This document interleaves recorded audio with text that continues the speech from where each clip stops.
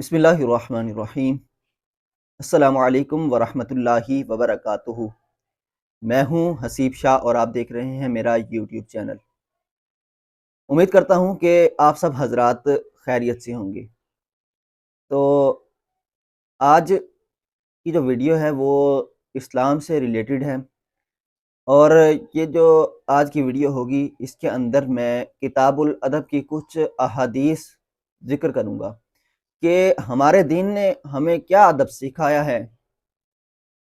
तो आप सब हज़रात से ताउन की गुजारिश है कि आप सब हज़रात मेरे साथ भरपूर ताउन करें और ताउन करते हुए मेरे इस चैनल को सब्सक्राइब करें। आइए चलते हैं, अपनी वीडियो का बाकायदा आगाज़ करते हैं। तो जो मैंने अब अहादीस बयान करनी है वो बाबुल हया में से हैं। किताबुल अदब का ये पहला बाब है।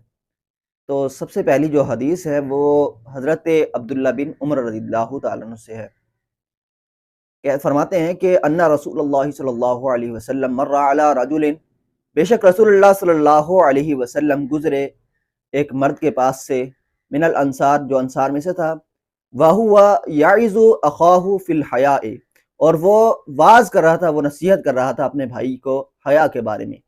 फ़क़ाल रसूलुल्लाह सल्लल्लाहु अलैहि वसल्लम, तो रसूलुल्लाह सल्लल्लाहु अलैहि वसल्लम ने इरशाद फरमाया, दाहु, इसको छोड़ दो, फ़इन्नल हया मिनल ईमान, बस बेशक हया जो है वो ईमान में से है।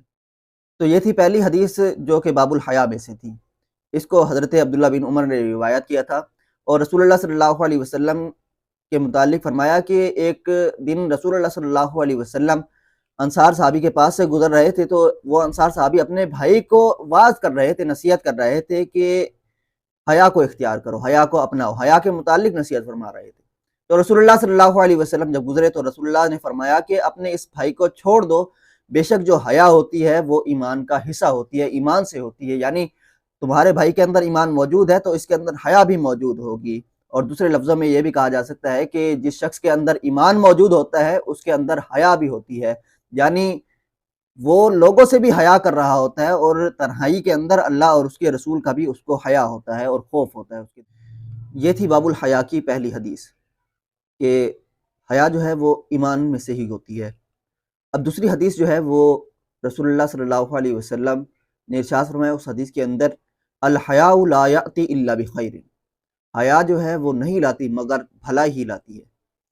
कि जिस शख्स के अंदर हया मौजूद होती है, अल्लाह और उसके रसूल का खौफ मौजूद होता है, उसके लिए भलाई ही भलाई होती है। दुनिया के अंदर भी उसके अंदर उसके लिए भलाइयाँ होती हैं और आखिरत में भी उसके लिए भलाइयाँ होती हैं। तो एक और चीज़ है हया के मुतालिक। अब जिस बंदे के अंदर ना अपने बड़ों का हया हो, ना बुजुर्गों का हया हो, और ना अल्लाह और उसके रसूल का हया हो, उसके मुतालिक क्या फरमाया गया? उसके मुतालिक फरमाया गया, वाइज़ा फ़ातकल हया फस्ना मा शिअता, और जब तुझ में हया बाकी ना रहे तो तू जो चाहे कर। कि अब जिस बंदे के अंदर हया होती है वो बुराई के कामों से रुका रहता है।